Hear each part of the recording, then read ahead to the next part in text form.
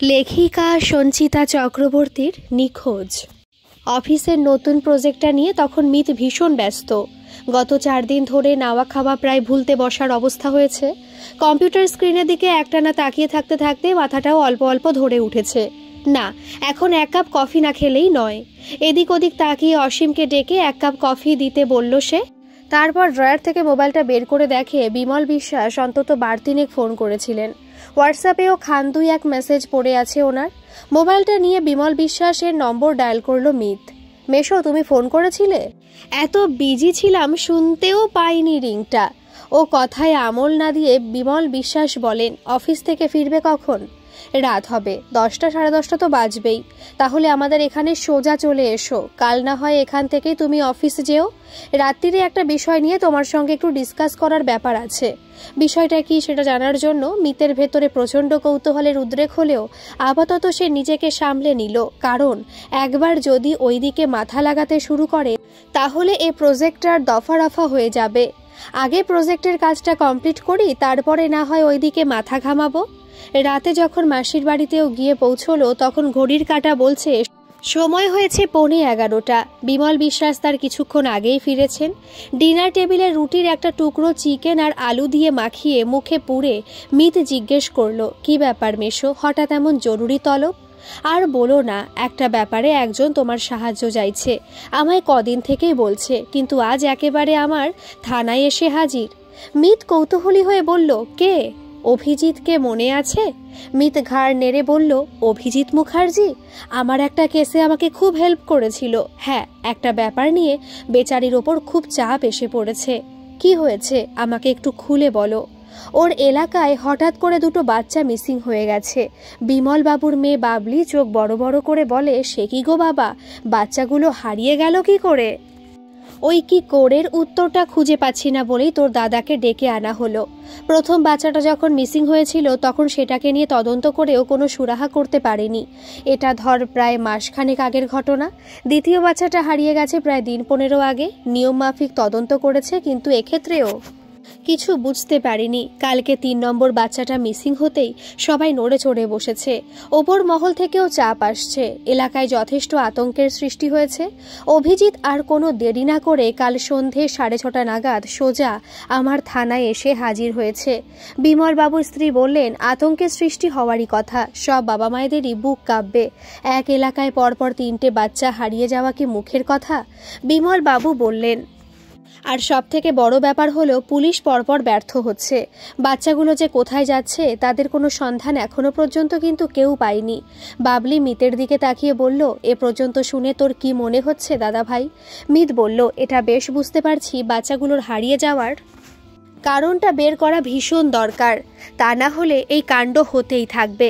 বিমল বাবু ওর দিকে তাকিয়ে বললেন, তার মানে তুমি বলতে চাইছো যে আরও বাচ্চা মিসিং হওয়ার সম্ভাবনা আছে?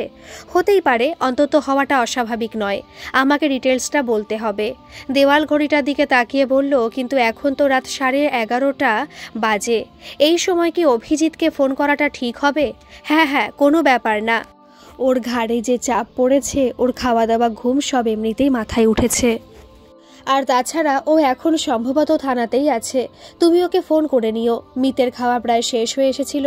বেসিনে হাত ধুয়ে ফোনটা নিয়ে বাবলির ঘরে গিয়ে বসলো। এর মধ্যে বিমলবাবুর ফোনের রিংটোন শোনা গেল। উনি মিতকে ডেকে বললেন, অভিজিৎ নিজেই ফোন করেছে, কলটা ধরো। হ্যালো, মৃত্যুঞ্জয় দত্ত বলছি। হ্যাঁ, আমি অভিজিৎ মুখার্জি, চিনতে পারছো আমায়? বিলক্ষণ, কেন পারবো না? তুমি আমায় কত হেল্প করেছিল এই কেসটাতে। বলো, কি বলতে চাও? খুব জোর ফেসে গেছি ভাইটি, একটু সাহায্য করতে হবে, নইলে মুখ রক্ষা করা দায় হয়ে যাচ্ছে। বলো, পুরোটা ডিটেলসে আমাকে বলো। অভিজিৎ বলতে লাগলো। ঘটনার সূত্রপাত মাসখানেক আগে। রণজয় মিত্র আর সুমনা মিত্রর ছোট ছেলে দিব্যাংশুর 5 বছরের জন্মদিন উপলক্ষে একটা বার্থডে পার্টির আয়োজন করা হয়েছিল এলাকারই একটি বাড়ি ভাড়া করে। ওনাদের আত্মীয় স্বজন এবং বাচ্চাটির স্কুলের বন্ধুরা, তাদের মা বাবা, পাড়া প্রতিবেশী সকলেই সেখানে উপস্থিত ছিলেন। সেখানে কেক কাটার পর একটা ম্যাজিক শোর আয়োজন করা হয়েছিল। সবাই যখন ম্যাজিক দেখতে মশগুল, তখন একটা পর্বে ম্যাজিশিয়ান হঠাৎ হলঘরের আলোটা অফ করে দিতে বলেন।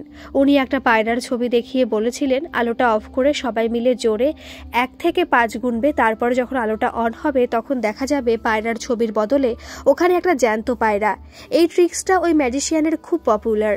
লাইট অন করার পর জ্যান্ত পায়রা তো এসে হাজির হয়েছিল, কিন্তু সবাই দেখলো মায়ের পাশে দাঁড়িয়ে ম্যাজিক দেখতে থাকা দিব্যাংশু ওখানে আর নেই।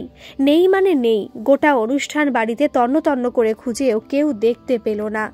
ওরা সেই রাতেই থানায় এসে আমাদের কাছে মিসিং ডায়েরি করেছিল, কিন্তু অনেকভাবে তদন্ত করার পরেও আমি একটুও এগোতে পারিনি। ছেলেটা যেন পুরোপুরি ভ্যানিশ হয়ে গেছিল। এর পরের ঘটনা ঘটেছে অলোক সাউ আর নমিতা সাউয়ের ছেলের সঙ্গে। দিব্যাংশু হারিয়ে যাওয়ার দিন 15 বাদে বছর 6-এর প্রিয়ম স্কুল থেকে বাড়ি ফেরার পথে ভ্যানিশ হয়ে গেল। গলির মোড়ে সেদিনও স্কুল বাস ওকে ঠিক সময়ে নামিয়ে দিয়েছিল। ওরা 6 জনের একটা দল ওই গলির মোড়ে একসাথে নামে। প্রিয়ম ক্লাস 1-এ পড়ে, বাকি 5টা বাচ্চাও কেউ 2, 3 বা কেউ 4-এ পড়ে।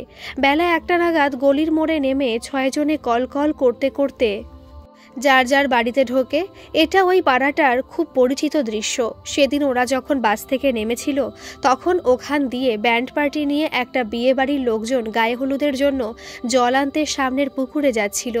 বাচ্চাগুলো রাস্তার একপাশে দাঁড়িয়ে ওই বাজনা আর বিয়ে বাড়ির লোকেদের নাচ দেখছিল। ব্যান্ড পার্টি এগিয়ে যাওয়ার পর ওদের মধ্যে যে সব থেকে বড় সেই সবার আগে খেয়াল করলো যে প্রিয়ম ওদের সঙ্গে আর দাঁড়িয়ে নেই। বাচ্চাগুলো এদিক ওদিক কিছুক্ষণ ওর নাম ধরে ডাকাডাকি করার পর যখন কোথাও ওকে আর দেখতে পাচ্ছে না, তখন দৌড়ে বাড়িতে এসে বড়দের সব কথা জানিয়েছিল। গোটা পাড়া লোকজন বেরিয়ে এসে এলাকাটা তন্ন তন্ন করে খুঁজে দেখেছিল, কোনো হদিশ পায়নি সেই ছেলের। সেই দিনই ওরাও এসে থানায় মিসিং ডায়েরি করেছিল। আমি যতটা পারি আমার টিম নিয়ে খুঁজে দেখেছি, কিন্তু প্রিয়ম ও দিব্যাংশুর মতোই জাস্ট উবে গেছিল। আর শেষ ঘটনাটা ঘটেছে গত পরশুদিন রাতে। এবারের বাচ্চাটার নাম ছিল শিবম তরফদার। শিবম ও দিব্যাংশুর মতোই 5 বছরের। বাবা রঞ্জন তরফদার ও মা সীমা তরফদারের ছোট ছেলে এই শিবম। মামার মেয়ের অন্নপ্রাশনে এসেছিল মামার বাড়িতে। সবার চোখের সামনেই ছিল। অনুষ্ঠান বাড়িতে আর 5টা বাচ্চার সঙ্গে ছুটে খেলা করে বেড়াচ্ছিল। হঠাৎই তাকে আর দেখতে পাওয়া যাচ্ছে না। পুরো অনুষ্ঠান বাড়ি তন্ন তন্ন করে খুঁজেও শিবমের কোনো খোঁজ নেই। 3-3টে বাচ্চার হারিয়ে যাওয়ার ঘটনা এক জায়গায় ঘটার জন্য এলাকার মানুষ খুব ভয় পেয়ে আছে। ওপর মহল থেকে আমাকে প্রচণ্ড ঝেড়ে যাচ্ছে। আর এর মধ্যে কল্পকাহিনী বানাতে ওস্তাদ মিডিয়া এই বাচ্চাগুলোর হারিয়ে যাওয়া নিয়ে ভূত প্রেতের গল্প ফেদে টিভিতে দেখাচ্ছে। সব মিলিয়ে আমার অবস্থা খুব খারাপ, আর নিজেও মন থেকে মেনে নিতে পারছি না 3টে 5-6 বছরের শিশু আমার এলাকা থেকে হারিয়ে গেল। এটাই বা মানে কি করে? কিন্তু বিশ্বাস কর ভাই, আমি আমার সাধ্যমতো খোঁজ খবর করে দেখেছি, কোনো সুরাহা করতে পারিনি। অসহায় শোনায় অভিজিতের গলা। এই বিষয়ে তোমার কি একটু সাহায্য পেতে পারি? মিথ বিন্দুমাত্র সময় না নিয়ে অভিজিৎকে বলে, 3-3টে বাচ্চা হারিয়ে গেছে অভিজিৎ দা। কথা জানার পর তোমার মনে হয় আমি হাত গুটিয়ে বসে থাকব? আমার দ্বারা যদি কোনো সাহায্য সম্ভব হয় আমি অবশ্যই তোমায় সাহায্য করব। তোমার সঙ্গে তাহলে কবে দেখা হবে? মিথ কিছুক্ষণ চিন্তা করে বলে, কালকে আমার প্রজেক্টের ফাইনাল সাবমিশন আছে। কালকের দিনটা একটু আমায় ছাড় দিতে হবে। পরশুদিন সকালে আমি তোমার ওখানে পৌঁছে যাচ্ছি। রাতে শোয়ার আগে তিতিরের সাথে একবার কথা বলে নেওয়া মিতের অভ্যেস। ওই কথাটুকু না হলে দুজনের কারোরই চোখে ঘুম আসে না। তিতির পাখি আবার মনে হচ্ছে একটা জব্বর মাথা ঘামানোর জায়গা পেতে চলেছি। কিরকম? মিত পুরো গল্পটা ওকে বলে। তিতির সবটা শুনে ওকে বলে, এই গল্পটা এখন সোশ্যাল মিডিয়ায় ভাইরাল বলতে পারিস, তবে এটাকে প্রচুর লোক ভূতপ্রেতের বা জিনের গল্প বলে সাজিয়ে পরিবেশন করছে। মিত বলে, আসলে পুলিশ যেহেতু তেমন কোনো ক্লু পায়নি এখনো অবধি, তাই এই জাতীয় গল্প প্রচারে এইসব মানুষদের খুব সুবিধা হয়ে গেছে। তবে আমায় কোনো জিন বা ভূত কিছু করতে পারবে না।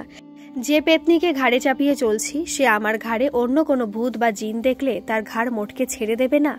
রাখতে গিয়েও হেসে ফেলে তিতির। পরের দিনটা অফিসের প্রজেক্ট নিয়ে খুব ব্যস্ততার মধ্যে কেটে যায়। তার পরের দিন ছিল শনিবার। অভিজিতের সঙ্গে মিতের দেখা করার কথা। সকাল সকাল ঘুম থেকে উঠে সব চায়ের কাপ আর খবরের কাগজটা নিয়ে ব্যালকনিতে এসে বসেছে। হঠাৎ তিতির এসে হাজির। বলে, আজ তুই অভিজিৎ মুখার্জির সঙ্গে দেখা করতে যাবি বলেছিলি না? আমিও যাব। মিত হেসে বলে, আর যদি গিয়ে সত্যি সত্যি কোনো ভূত বা জিনের পাল্লায় পড়ি? তিতির চোখ পাকিয়ে বলে, যা হবে দুজনের একসাথে হবে। ওই জিনের হাতে আমি তোকে একা ছেড়ে দেব ভাবলি কি করে? ব্রেকফাস্ট করে দুজনে মিলে গিয়ে পৌঁছই অভিজিতের থানায়। অভিজিৎ এখন টালা থানার দায়িত্বে। তিতিরদের দেখে উৎসাহিত হয়ে প্রথমে চায়ের ব্যবস্থা করে। মিত বলে চাটা খেয়েই আমরা এই বাচ্চাগুলোর বাড়ির দিকে বেরিয়ে পড়ব, কারণ ওনাদের সঙ্গে কথা না বললে তেমনভাবে কিছুই বুঝতে পারছি না। অভিজিৎ বলল, যতটা আমার পক্ষে বলা সম্ভব আমি তোমাকে সেদিন রাতে পুরোটাই বলেছি। মিত বলে, এদের তিনজনেরই বাড়ি কি ধারে কাছেই? অভিজিৎ বলে, শিবমের এটা মামার বাড়ি। টালা পার্কের কাছে মামার মেয়ের অন্নপ্রাশনে এসে ঘটনাটা ঘটেছে। শিবমের বাড়ি গড়িয়ার মিলন পার্কে, প্রিয়ম থাকে আশু বাবুর বাজারের কাছে, দিবাংশুর বাড়ি নর্দার্ন এভিনিউতে। তার মানে সব ধারে কাছেই রয়েছে বাড়িগুলো। অভিজিৎ বলে, হ্যাঁ, খুব বেশি দূরে নয় এদের বাড়ি। প্রত্যেকেই অবস্থাপন্ন বাড়ির বাচ্চা, কিন্তু এখনও অবধি মুক্তিপণ চেয়েও কোনো ফোন আসেনি, আর বাচ্চাগুলোর লাশও পাওয়া যায়নি। তাই পুরো জিনিসটা নিয়ে খুব কনফিউশন তৈরি হয়েছে, মোটিভই বুঝতে পারছি না। থানায় বাইকটা রেখে অভিজিতের সঙ্গে গাড়িতেই প্রথমে ওরা যায় দিব্যাংশুর বাড়িতে। দিব্যাংশুর বাবা রণজয় মিত্র একজন গাইনোকোলজিস্ট, মা সুমনা মিত্র একজন ডেন্টিস্ট। খুব সুন্দর সাজানো গোছানো বাড়ি ওদের। দিব্যাংশু ডক্টর মিত্রর ছোট ছেলে। এর আগে ওনার একটি মেয়ে আছে, সে ক্লাস 8-এ পড়ে। ওদের সঙ্গে কথা বলে মিতদের খুব খারাপ লাগলো, বিশেষ করে ডক্টর মিত্রর বাবা এবং মা নাতিকে হারিয়ে খুব ভেঙে পড়েছেন। বয়স্ক মানুষ দুটি চোখের জলে ভাসতে ভাসতে যখন অভিজিতের দুটো হাত ধরে বারবার অনুরোধ করছিলেন তাদের নাতিকে ফিরিয়ে দেওয়ার জন্য, সে দৃশ্য দেখে তিতিরের চোখও ছলছল করে উঠেছিল। ডক্টর মিত্র চেম্বারে তারা ছিল, তার মধ্যে উনি যতটুকু বলতে পারলেন তা হলো ওই ম্যাজিক শোয়ের মধ্যে আলো নেভানো হয়েছিল মাত্র কয়েক সেকেন্ডের জন্য, তার মধ্যে ছেলেটি উধাও হয়ে গিয়েছিল। ওনারা বিভ্রান্ত হয়ে প্রথমে ম্যাজিশিয়ানেরই কলার চেপে ধরেছিলেন, কিন্তু ম্যাজিশিয়ান তো জায়গা ছেড়ে নড়েইনি। সুমনা মিত্র বললেন, ছেলে আমার পিছনেই চেয়ার ধরে দাঁড়িয়েছিল, আলো আসতেই দেখি ও আমার কাছে নেই। মিত বলে, আপনি একটু ভালো করে ভেবে বলুন তো ডক্টর মিত্র, আপনার কোনো তেমন শত্রু আছে কি? দেখুন, প্রফেশনাল রাইভেলরি থাকতেই পারে, কিন্তু সেই রকম কোনো শত্রু আমি তো তৈরি করেছি বলে মনে পড়ছে না। সকাল থেকে রাত অবধি চেম্বারই কেটে যায়, প্রচুর বাচ্চা আমার হাতে হয়েছে, অথচ আজ দেখুন আমার একমাত্র ছেলেটাই কোথায় হারিয়ে গেছে। ওদের বাড়ি থেকে বেরিয়ে তিতির বলে, বাড়িটার ড্রয়িং রুমের শোপিসগুলো দেখলি? প্রতিটা কোণায় অ্যান্টিক জিনিস দিয়ে সাজানো। অভিজিৎ মুখার্জি বলে, হবে না, দুটো নার্সিংহোমের মালিক, বছরে 2বার ফরেন ট্যুর, হাইফাই লাইফস্টাইলে অভ্যস্ত এই মিত্ররা। কিন্তু পাড়ায় সুনাম আছে, পাড়ার ক্লাবে রক্তদান শিবির হোক বা দুর্গাপুজো, কালী পুজো, সবেতেই মোটা চাঁদা দেওয়া বা আশেপাশের যে কোনো রকম সোশ্যাল ওয়ার্কে ওনাদের দেখা যায়। ওখান থেকে বেরিয়ে ওরা গেল অলোক সাউদের বাড়ি। সেই বাড়ির ছেলে প্রিয়ম। প্রিয়মদের বাড়ি একটা বিশাল কমপ্লেক্সের মধ্যে, ওখানে 2টো ফ্ল্যাট নিয়ে ওরা থাকে।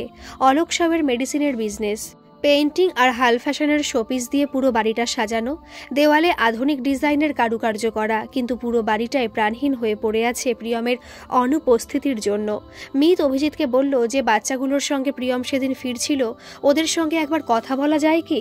অলোক বললেন, ওরা সকলেই এই কমপ্লেক্সেই থাকে, আমার ছেলে বাড়ির গাড়ি করে যাতায়াত করত, কিন্তু বন্ধুদের সঙ্গে ফিরবে জেদ করায় এই মাস থেকে ওকে স্কুল বাসে দিয়েছিলাম। ছেলের সব আবদার রাখতে অভ্যস্ত হয়ে উঠেছিলাম, তো সেই অভ্যেসটাই বোধহয় আমাকে এত বড় একটা ক্ষতির মুখে দাঁড় করালো।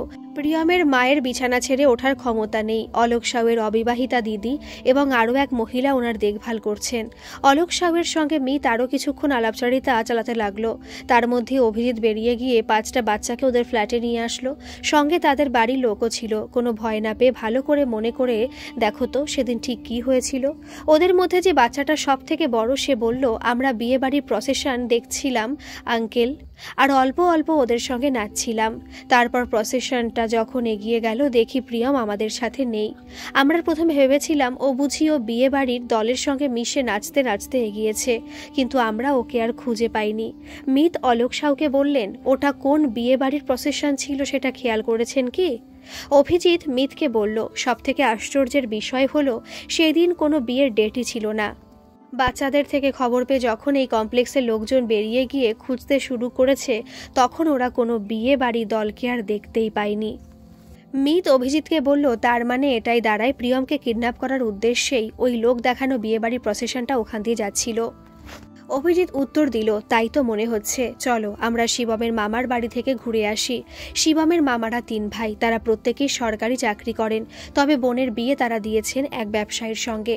শিবমের বাবার সিকিউরিটি এজেন্সি রয়েছে। ওদের মামার বাড়িটা পুরনো আমলের। বাড়ির সামনে রয়েছে রোয়াক, লাল মেঝের সঙ্গে সামঞ্জস্য রেখে ওপরে কড়িবর্গা দেখা যাচ্ছে। দুই ভাই বাড়িতে ছিলেন এবং বাড়ির প্রতিটা মানুষই বিষয়টা নিয়ে খুব ভেঙে পড়েছেন। বড় ভাইয়ের মুখে জানা গেল গড়িয়ার মিলন পার্কে এক অভিজাত আবাসনে শিবমরা থাকে। বোনের সঙ্গে শিবমের বাবার বিয়ে দেওয়া নিয়ে প্রাথমিকভাবে বেশ কিছুটা তাদের আপত্তি ছিল, কারণ বোন যাকে পছন্দ করেছিল সেই রঞ্জন তরফদার পড়াশোনায় খুব একটা বেশি এগোতে পারেনি। দীর্ঘদিন ধরে এটা সেটা নিয়ে ব্যবসা করে দাঁড়ানোর চেষ্টা করেছে। শেষ বছর দুয়েক ধরে ওর সিকিউরিটি এজেন্সির ব্যবসাটা বেশ ভালো মতো ফুলে ফেপে উঠেছে। আর গড়িয়ার মিলন পার্কের অভিজাত আবাসনে ওরা উঠে গেছে বছরখানেক হলো। বোনের সংসারে আসা সুখ স্বাচ্ছন্দ্য দেখে ভাইরাও নিশ্চিন্ত হয়েছিল। বছর দুই আগে পর্যন্ত বোনের সংসারের অনেক খরচই ভাইদের দিতে হতো। মেজো মামার ছোট বাচ্চাটার অন্নপ্রাশন উপলক্ষে শিবমরা এ বাড়িতে এসেছিল। সেদিন রাতে অনুষ্ঠান বাড়িতে যখন সবাই ব্যস্ত ছিল, সেই সময় হঠাৎ খেয়াল হয় যে বাচ্চাটাকে কোথাও আর দেখা যাচ্ছে না। রঞ্জন আর সীমা এখন ওই বাড়িতেই আছেন। ছেলে হারিয়ে যাওয়ায় তাদের অবস্থা অত্যন্ত শোচনীয়, সে আর বলার অপেক্ষা রাখে না। ওখান থেকে বেরিয়ে ওরা সবাই থানায় এসে বসে। অভিজিৎ জিজ্ঞেস করে, সবার সাথে কথা বলে কি বুঝতে পারলে? মিত বলল, আমার কেন জানি না মনে হচ্ছে এই 3টে কিডন্যাপের ঘটনা কোনো বিক্ষিপ্ত ঘটনা নয়, এগুলোর একটার সঙ্গে আরেকটার লিঙ্ক আছে। এটা তোমার কেন মনে হচ্ছে? কারণ প্যাটার্নগুলো ভালো করে খেয়াল করলে দেখবে কোনোটার ক্ষেত্রে কিন্তু তুমি মুক্তিপণের জন্য কোনো ফোন পাওনি। তিতির যোগ করে, কিন্তু প্রত্যেকের বাড়ির অর্থনৈতিক অবস্থা বিবেচনা করলে মুক্তিপণের ফোন আসাটাই খুব স্বাভাবিক ঘটনা ছিল। অভিজিৎ বলল, তার মানে এটাই দাঁড়ায় যে এই কিডন্যাপগুলো যে করছে সেই 3টে ফ্যামিলিকে চেনে। মিত বলল, শুধু চেনে না, এই বাচ্চাগুলোর প্রতিটি কাজ কারবার এবং অভ্যেস সম্পর্কে সে খুব ভালো মতো ওয়াকিবহাল। কারণ প্রিয়ম যে ঠিক ওই সময় গলিটা দিয়ে ঢুকবে এটা সে খুব ভালো করে জানত। তাই বিয়ে বাড়ির প্রসেশনের মতো ওই রকম একটা নাটক সে করেছিল। কিন্তু প্রশ্ন হচ্ছে, একজন অপরাধী কিডন্যাপ করে কেন? অভিজিৎ বলল, মুক্তিপণের জন্য করতে পারে, কিন্তু মুক্তিপণ চেয়ে কোনো ফোন তো তোমার কাছে আসেনি। তিতির বলল, প্রতিশোধ নেওয়ার জন্য করতে পারে। মিত তিতিরের দিকে তাকিয়ে বলল, প্রতিশোধ নিতে গেলে বাচ্চাকে অপহরণ করে কিডন্যাপার কি করে? মেরে ফেলে দেয়, কিন্তু এক্ষেত্রে লাশ পাওয়া যায়নি। অভিজিৎ চেয়ার ছেড়ে উঠে অস্থিরভাবে পায়চারি শুরু করে বলে, ঠিক এই জায়গাটাতে এসেই সমস্ত কিছু গুবলে যাচ্ছে। বাচ্চাগুলোকে আটকে রেখে দেওয়াটা কারণ কি? মিত বলে, কারণ অনেক রকম থাকতে পারে, তবে কোনো একটা বিশেষ উদ্দেশ্যের জন্যই এই 3টে বাচ্চাকে অপহরণ করা হয়েছে। এই 3টে বাচ্চার ফ্যামিলি সম্পর্কে আরও গভীরে খোঁজ খবর নেওয়ার দরকার আছে। অভিজিৎ হাঁটা বন্ধ করে মিতের সামনে চেয়ারটা টেনে বসে। একটা কাগজ বের করে তাতে 3টে বাচ্চার নাম লেখে, তলায় তাদের বাবার নাম। বলে, প্রথমজন দিব্যাংশু, বাবা রণজয় মিত্র, ডাক্তার, নিজস্ব 2টো নার্সিংহোম আছে। দ্বিতীয়জন প্রিয়ম, তার বাবা অলোক সাউ, সাউদের 2 পুরুষের মেডিসিনের ব্যবসা। তৃতীয়জন শিবম, বাবা রঞ্জন তরফদার, বাবার সিকিউরিটি এজেন্সির ব্যবসা। তারপর মিতের দিকে তাকিয়ে বলে, আর কি লিখবো বলো তো এখানে? মিত খানিকক্ষণ চিন্তা করে বলে, ডক্টর মিত্রকে একবার জিজ্ঞেস করো তো অলোক সাউ বা রঞ্জন তরফদারকে উনি চেনেন কিনা। অভিজিৎ মিতকে বলে, ডক্টর মিত্র এখন চেম্বারে বা ওটিতে বিজি থাকতে পারেন, আমি বরং এই প্রশ্নটা অলোক সাউকে করি। অলোক সাউকে ফোনে ডক্টর মিত্রর কথা জিজ্ঞেস করা হলে উনি বলেন, ডক্টর মিত্র নার্সিংহোমে ওনার কোম্পানি থেকে ওষুধ সাপ্লাই করা হয়। সাউ বলতে থাকেন, আমার কোম্পানি থেকে শহরের এরকম অনেক নার্সিংহোমেই ওষুধ সাপ্লাই করা হয়, তবে ব্যক্তিগতভাবে বা তেমন কোনো ঘনিষ্ঠ সম্পর্ক ডক্টর মিত্রর সঙ্গে আমার নেই। অভিজিৎ ফোনটা রাখার পর মিত বলে, খুব যদি ভুল না হয় তাহলে রঞ্জন তরফদারের সঙ্গেও ডক্টর মিত্রের কোনো না কোনো যোগাযোগ আছে। অভিজিৎ নার্সিংহোমে ফোন করে জানতে চায় ওই নার্সিংহোমের সিকিউরিটিরা কোন এজেন্সি থেকে এসেছে। দেখা যায় ডক্টর মিত্রের 2টি নার্সিংহোমের সিকিউরিটিরাই রঞ্জন তরফদারের সিকিউরিটি এজেন্সি থেকে নিযুক্ত। মিত অভিজিতের দিকে তাকিয়ে বলে, তোমাকে বলেছিলাম না এটা কোনো বিক্ষিপ্ত ঘটনা নয়। এবার দেখলে তো এই 3টে পরিবার কোনো না কোনো সূত্রে একে অপরের সঙ্গে জড়িয়ে আছে। রঞ্জন অভিজিৎকে জানিয়েছিল ডক্টর মিত্রের সঙ্গে তার ব্যক্তিগত কোনো সম্পর্ক নেই। তিতির মিতের দিকে তাকিয়ে বলে, একটা কথা তোর মনে আছে? শিবমের এক মামা বলেছিল বছর 2 হলো রঞ্জন তরফদারের ব্যবসা খুব ভালো মতন ফুলে ফেপে উঠছে। কথাটা আমার খুব ভালোই মনে আছে। তারপর অভিজিৎকে বলে, এই দুজনের শেষ কয়েক মাসের কল হিস্ট্রিটা একটু ভালো মতো চেক করো তো। টেবিলের ওপরে রাখা হেলমেটটা হাতে নিয়ে মিত বলে, তুমি তাহলে কল হিস্ট্রিটা জোগাড় করে আমায় ফোন করো। তিতিরকে বাড়িতে নামিয়ে দিয়ে মিত বাড়ি ফিরে আসে। খাওয়া দাওয়ার পর বিছানায় আধশোয়া হয়ে কানে হেডফোনটা লাগিয়ে গান শুনতে শুনতে ঘটনাগুলো নিজের মনে পরপর সাজাতে থাকে। সন্ধে নাগাদ অভিজিৎ ফোন করে, বলে, একটা অদ্ভুত জিনিস জানতে জানতে পেরেছি, বুঝলে? আসবে নাকি থানায় একবার?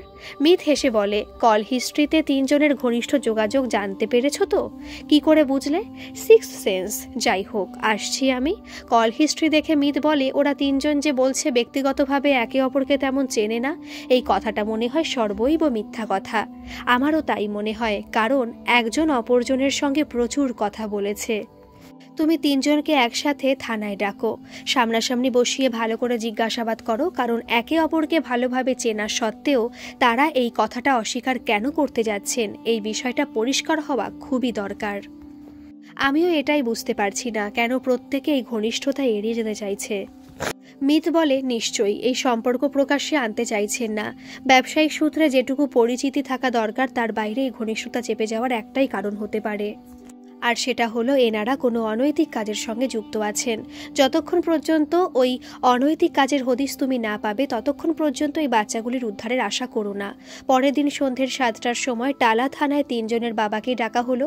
ডক্টর মিত্র অস্বীকার করলেন না যে রঞ্জন তরফদার বা অলোক সাউকে তিনি চেনেন না, কিন্তু তার সাথে এটাও স্বীকার করতে চাইছিলেন না যে ওনাদের সঙ্গে কাজের কথার বাইরেও আর তেমন কোনো কথা হয়। বরং তিনি বললেন যে আমাদের মধ্যে যদি সত্যি এত ঘনিষ্ঠতা থাকতো তাহলে আমার ছেলের বার্থডে পার্টিতে সেদিন রঞ্জন এবং অলোক সাউয়ের পরিবারও নিমন্ত্রিত হতো। থানা থেকে ওরা বেরিয়ে যাওয়ার পরে অভিজিৎ কিছুটা হতাশ হয়ে আবার চেয়ারে এসে বসল। নিচের দিকে তাকিয়ে বলল, যেটুকু আলো দেখতে পেয়েছিলাম তাও যেন অন্ধকারে হারিয়ে যাচ্ছে। আজকে উপর মহল থেকে 4 বার ঝাড় খেয়েছি, আমাকে না বসিয়ে দেয়। মিত অনেকক্ষণ চুপ করে বসেছিল, এবার মুখ তুলে অভিজিৎকে বলল, ডক্টর মিত্র লাস্ট কথাটা একটা অজুহাত মাত্র। অভিজিৎ অবাক হয়ে তাকিয়ে বলল, কোন কথাটা? তরফদার আর সাউকে নিমন্ত্রণ না করার কথাটা। ওনাদের ঘনিষ্ঠতা যাতে সামনে না আসে সেটা প্রমাণ করার জন্যই ছেলের বার্থডে পার্টিতে সাউ এবং তরফদারকে ডক্টর মিত্র নিমন্ত্রণ করেনি। এর কারণ নিশ্চয়ই এদের ঘনিষ্ঠতা কোনো সাধু কর্মের জন্য নয়।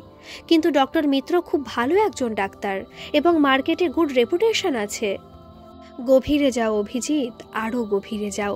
কি বলতে চাইছো ঠিক বুঝতে পারছি না। নার্সিংহোমের পুরনো স্টাফকে ধরো বা তোমার সোর্স লাগাও, সেখান থেকে জানার চেষ্টা করো নার্সিংহোমের ভিতরের খবর। কারণ একটা বিষয় আমি খুব শিওর, আসল গোলমালের জায়গা কিন্তু ডক্টর মিত্রর ওই নার্সিংহোম দুটোই। পারবে না নার্সিংহোমের ভিতরের কোনো খবর বার করে আনতে? কনস্টেবল বরুণ দত্ত এতক্ষণ সামনে দাঁড়িয়ে সবটা শুনছিল। অভিজিতের দিকে তাকিয়ে বলল, স্যার একজন আছে কিন্তু জাত মাতাল, কিন্তু খবরের ব্যাপারে 1 নম্বরই। মিত অভিজিৎকে বলল, তুমি সোর্স লাগিয়ে খবর বার করো, কিন্তু যে জিনিসটা আরও বেশি করে আমায় ভাবাচ্ছে সেটা হলো এই বাচ্চাগুলোকে চুরি করে রেখে দেওয়ার কারণটা কি। কারণ দিব্যাংশুকে কিন্তু প্রায় মাসখানেক ধরে সে রেখে দিয়েছে। সে বেচারি আদৌ বেঁচে আছে কি না, বা থাকলেও সে কী অবস্থায় আছে, এখানে অনেক প্রশ্ন আছে। বাচ্চাগুলোকে নিয়ে যাচ্ছে কিন্তু টাকা চাইছে না বা তাকে মেরে ফেলছে না, এটাও খুব অদ্ভুত। বরুণ বলে, আচ্ছা স্যার, কোনো তান্ত্রিক নিয়ে যাচ্ছে না তো? হয়তো বলি দিচ্ছে সাধনায় সিদ্ধি লাভের জন্য। মিত বরুণকে বলে, খাস কলকাতা থেকে এইভাবে 3টে অবস্থাপন্ন বাড়ির বাচ্চা তুলে নিয়ে যাওয়ার রিস্ক কোনো তান্ত্রিক নেবে কেন? আর একটা কথা আমাদের ভুলে গেলে চলবে না, এই 3টে বাচ্চাকে যে সরানো হয়েছে সেটা কিন্তু খুব স্মুথলি করা হয়েছে। বাচ্চাদের কান্নাকাটি বা কোনো হই হট্টগোল কিছু শোনা যায়নি। তারপর অভিজিৎকে বলে, আমরা একটা কাজ করি, চলো শিবমের মামার বাড়িতে আর অলোক সাউয়ের বাড়িতে আর একবার যাই চলো। দিব্যাংশুর বাড়িতে গিয়ে কোনো লাভ নেই, কারণ কর্তাগিন্নি দুজনে প্র্যাকটিসে বাইরে থাকবেন, কিন্তু বাকি দুজনের বাড়িতে লোকজন থাকবে। চলো আর একটু গিয়ে কথা বলে আসি। অভিজিৎ ফোন বার করে অলোক সাউকে ফোন করতে গেলে মিত আটকে দেয়, বলে, কাউকে কিছু বলো না, আচমকা গিয়ে হাজির হই চলো।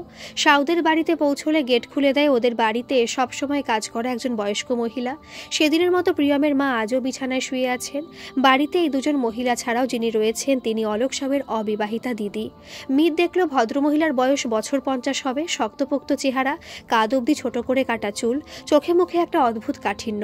মিত ভদ্রমহিলাকে দেখে নিজেই প্রথমে বলল, ভাইপো কেমন আছে না আছে ভেবে নিশ্চয়ই আপনিও খুব দুশ্চিন্তায় আছেন। মা বাবাকে ছেড়ে থাকতে ওর কষ্ট তো হচ্ছেই, তবে ওর মা বাবার কষ্টটা খুব বেশি পরিমাণেই হচ্ছে। বৌদি তো সেদিন থেকে বারবার জ্ঞান হারাচ্ছে, শরীর একদমই ভালো না, শয্যাশায়ী। ভাই খুবই শক্ত মনের মানুষ, কিন্তু সন্তান হারানোর বেদনা যে কি সেটাও ভালোই বুঝতে পারছে। বাবা মাকে ছেড়ে থাকতে বাচ্চাটার কষ্ট হচ্ছে, এই কথাটা আপনার মনে হলো কেন? বাচ্চাটার প্রাণ সংশয়ও তো হতে পারে। ভদ্রমহিলা কাঁধ ঝাঁকিয়ে বললেন, প্রাণ সংশয় হতে যাবে বলে মনে হয় না। তাহলে এতদিনে কোনো ফোন বা লাশ পাওয়া যেত। আরও 2-4 চারটে কথা বলার পর ওদের বাড়ি থেকে বেরিয়ে মিত বলল, এবার শিবমের বাড়িতে চলো। শিবমদের বাড়িতে ঢোকার মুখে দেখা হয়ে গেল ওর ছোট মামার সাথে। বছর 55 অ্যাথলিট চেহারার মানুষটাকে এক নজরে দেখেই বোঝা গেল খুব শৌখিন একটা মানুষ। কিছুক্ষণ সে কথা চালানোর পর মিত হঠাৎ বলল, আপনাকে খুব ইন্টেলিজেন্ট মানুষ বলে মনে হচ্ছে। আপনার কি মনে হয় এই 3টে বাচ্চার কিডন্যাপিংয়ের কারণ কি হতে পারে? গোটা এলাকার বাবা মা এরা খুব শঙ্কিত হয়ে রয়েছে যে তাদের বাচ্চারাও যেন কোনো ক্ষতি না হয়ে যায়। আমার মনে হয় না এলাকার বাচ্চাদের কোনো ক্ষতির সম্ভাবনা আছে। অভিজিৎ মিতের দিকে তাকালো, তারপর জিজ্ঞেস করলো, কেন? আপনার এরকম মনে হচ্ছে কেন? একগাদা বাচ্চা চুরি করবেই বাকি। অনেক কিছু করতে পারে, অর্গান ট্রাফিকিং হতে পারে, বাচ্চাগুলোকে কোথাও পাচার করে দেওয়া হয়ে যেতে পারে, কত রকমের সম্ভাবনা আছে। আমরা কিন্তু কেউ ওদের কোনো খোঁজ পাইনি। তার মানে তারা আদৌ বেঁচে আছে কিনা তাই বা কে জানে। ততক্ষণে মেজো মামা এসে উপস্থিত হয়েছেন। তিনি বললেন, ওর কথা ছাড়ুন তো, ওর কোনো বিচার বুদ্ধি যদি থাকতো তাহলেও এতদিনে ঘর সংসার করত। ভদ্রলোক আর কোনো কথা না বাড়িয়ে ধীরে ধীরে ভিতরে ঢুকে গেলেন। লোকটা কিরকম অদ্ভুত না? মিত বলল, একটা জিনিস খেয়াল করেছো? এই দুজনই কিন্তু বাচ্চাগুলো মারা যাওয়ার কথা একবারও মুখে আনলো না। অভিজিৎ বলল, হ্যাঁ, সেটা আমিও নোটিশ করেছি। ওটা বলাই স্বাভাবিক ছিল। মিত বলল, আরও একটা ব্যাপার খেয়াল করো, এই দুটো মানুষই কিন্তু অবিবাহিত। আমাদের আরও পিছোতে হবে অভিজিৎ। ঘটনার যোগসূত্র সম্ভবত অতীত দিনে রয়েছে, কিন্তু অতীত দিনের খবর আমাদের বলবে কে? বলবে তোমার ওই মাতাল খোর বিলাল। সে কি করতে আছে, দেখো কি খবর আনে। এর মধ্যে 2 দিন বেরিয়ে গেল, নতুন করে আর কোনো কিডন্যাপিংয়ের খবর পাওয়া যায়নি। তবে অভিজিতের সোর্স খবর দিয়েছে ডক্টর মিত্রের নার্সিংহোমে মোটা টাকার বিনিময়ে ভ্রূণের লিঙ্গ নির্ধারণ, বেআইনি গর্ভপাত হয়। এছাড়া আরও একটা জিনিস সম্পর্কে অভিজিতের সন্দেহের তালিকায় উঠে এসেছে ডক্টর মিত্রের নতুন নার্সিংহোমটি।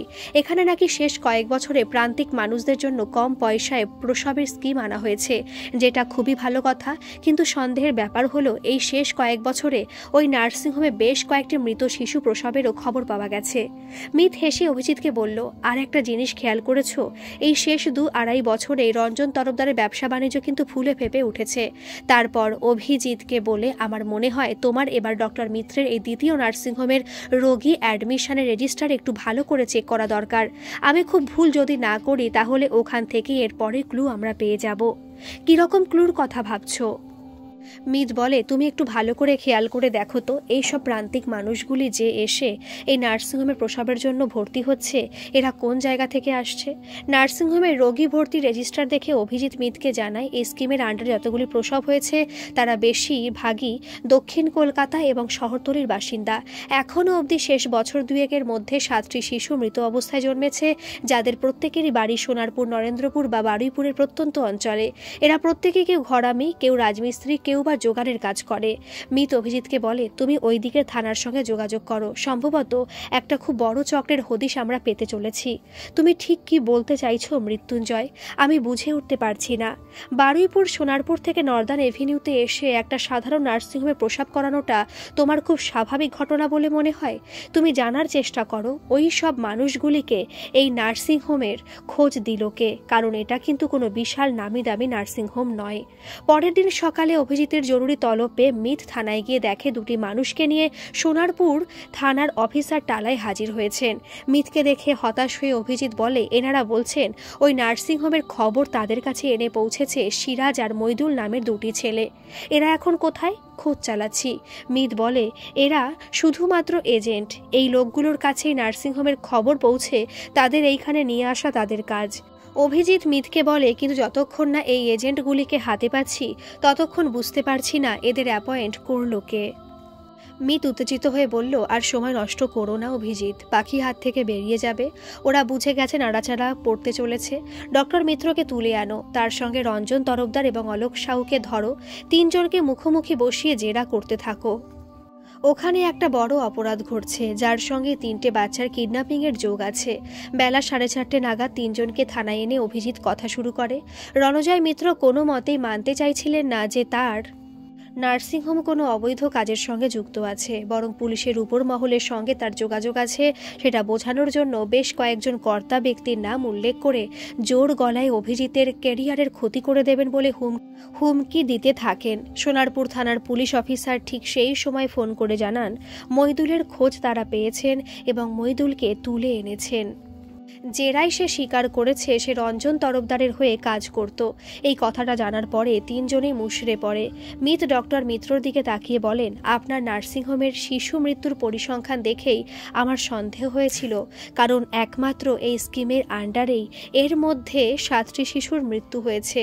আমি যদি খুব ভুল না করি, রক্তর মিত্র আপনি প্রান্তিক মানুষগুলোকে বলতেন যে তাদের স্ত্রীরা মৃত শিশুর জন্ম দিয়েছে, আর আসলে সেই শিশুগুলিকে আপনি অবস্থাপন্ন নিঃসন্তান দম্পতিদের কাছে মোটা টাকার বিনিময়ে বিক্রি করে দিতেন। ডক্টর মিত্র ক্রুদ্ধ চোখে মিতের দিকে তাকালেন। মিত বলল, আমার দিকে এইভাবে তাকিয়ে লাভ নেই ডক্টর মিত্র। অতটা ভীতু যদি আমি হতাম তাহলে গোয়েন্দাগিরিতে নামতাম না। যেদিন আপনার নার্সিংহোমে শিশু মৃত্যুর কথা রেজিস্টার করা আছে প্রতিটা ক্ষেত্রে, তার পরের দিনই আপনার ব্যাংকে মোটা টাকা ঢুকেছে। সেটুকু খতিয়ে দেখার মতো বুদ্ধি আমাদের আছে। আর বাকি রইল কাদের আপনি ওই বাচ্চাগুলিকে বিক্রি করেছেন সেই সব দম্পতিদের নামও খুব শীঘ্রই সামনে চলে আসবে। এই কাজে আপনাকে সাহায্য করত রঞ্জন তরফদার আর অলোক সাউ। প্রতিটি শিশু বিক্রি করে আপনাদের তিনজনের মধ্যেই সেই টাকা ভাগ হয়ে যেত। মাথা নিচু করে তিনজন বসে থাকে। অভিজিৎ একটা সিগারেট ধরিয়ে বাইরে এসে মিতকে বলল, শিশু পাচারের চক্রটা না হয় বের করলাম, কিন্তু বাচ্চাগুলি কিডন্যাপিংয়ের কেসটার কি হবে? রণজয় মিত্র এবং অলোক সাউ ক্ষুব্ধ হয়ে অভিজিতের ওপর চেঁচিয়ে ওঠে, আমাদের বাচ্চাদের খুঁজে বের করার ক্ষমতা নেই আর আমাদের বিনা অপরাধে জেলে ঢুকিয়ে দেওয়ার চেষ্টা করছেন। হঠাৎ প্রায় একসাথে তিনজনের মোবাইল বাজতে শুরু করে। মুচকি হেসে মিত বলে, ফোনটা ধরুন, সম্ভবত ভালো খবর আছে। অভিজিৎ ইশারায় তাদের ফোন ধরার অনুমতি দেয়। থানা ভর্তি লোক অবাক হয়ে দেখে 3টে শিশুই তাদের বাড়িতে প্রায় এক সময়ে ফিরে এসেছে এবং বাচ্চাগুলি একদম অক্ষত অবস্থায় ছিল। অভিজিৎ মিতকে বলে, এই খবর আসবে তুমি জানতে? আন্দাজ করেছিলাম। অভিজিতের নির্দেশে 3টি শিশুই থানায় আসে। দিবাংশুকে নিয়ে আসে ওর দাদু ঠাকুমা, প্রিয়মকে নিয়ে আসে ওর পিসি এবং শিবমকে নিয়ে আসে ছোট মামা। বাচ্চাগুলি বলে শহরতলির একটি বাড়িতে তারা খুবই ভালোভাবেই ছিল। তাদের পছন্দ মতো খাবার, ওষুধপত্র, বই, খেলনা সমস্ত কিছুর অফুরন্ত মজুদ সেখানে ছিল। ওদের দেখাশোনা করার জন্য কয়েকটি লোকও ছিল। অভিজিৎ স্বগোক্তোক্তি করে, আজব ব্যাপার তো, এইভাবে বাচ্চাগুলোকে তুলে নিয়ে গিয়ে বাড়ির লোককে কষ্ট দিয়ে তাদের ওখানে ভালোভাবে রেখে দেওয়ার কারণটা কি? মিত বলে, তুলে নিয়ে গিয়েছিল বলেই এই এত বড় অপরাধটা তোমার সামনে আসলো। আর এই 3টি শয়তান জানতে পারলো সন্তান হারানোর বেদনাটা কত বড় শেল হয়ে বাবা মার বুকে বেঁধে। তারপর সবাইকে অবাক করে শিবমের ছোট মামার সামনে গিয়ে বলে, এইটুকু বোঝানোর জন্যই সম্ভবত আপনি এত বড় নাটকটা করেছিলেন, তাই না? অবশ্য আপনি একা নন, এক্ষেত্রে আপনার সঙ্গে ছিল প্রিয়মের পিসিও। ভদ্রলোকটি আগের দিনের মতোই নিষ্ক্রিয়ভাবে বলতে থাকেন, ছোকরা, তুমি একটু বেশি বুদ্ধিমান। আমি বুঝতে পেরেছিলাম তুমি ঠিক তলটা পর্যন্ত পৌঁছতে পারবে। রণজয় মিত্র একটি চামার। ওর আপাত ভালো মানুষের আড়ালে এই শয়তানের চেহারাটা আমি আর অঞ্জলি, প্রিয়ামের পিসি, অনেক দিন আগেই জানতে পেরেছিলাম। অলোক সাউ মারমুখী হয়ে উঠে আসে শিবমের মামার দিকে, আমার বোনের দিকে তুই তাকাবি না। অভিজিৎ ব্যাপারটা সামলে ভদ্রলোককে বলে, আপনার সঙ্গে অঞ্জলির যোগাযোগ ছিল? এবার অঞ্জলি এগিয়ে এসে বলে, আমার আর তরুণের, শিবমের ছোট মামার সম্পর্ক অনেক বছর আগের। দুই পরিবার কিছুতে এই সম্পর্ক মেনে না নেওয়ার জন্য আমরা আজও আলাদা।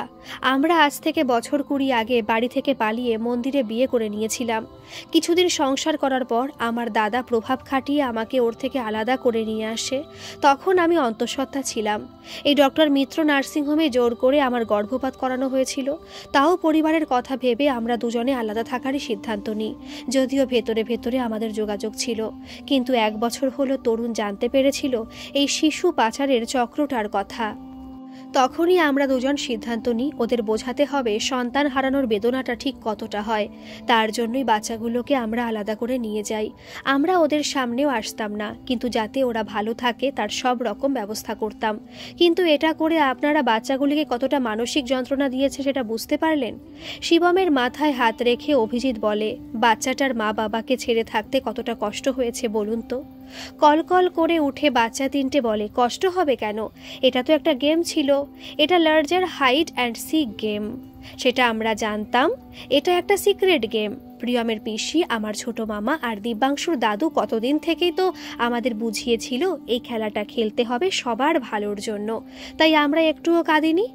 থানার দরজায় দাঁড়িয়ে দিব্যাংশুর দাদু ডক্টর অজয় মিত্র তখন দেখছেন তার স্বনামধন্য ডাক্তার পুত্র অপরাধের বোঝা মাথায় চাপিয়ে জেলে যাওয়ার জন্য প্রস্তুত।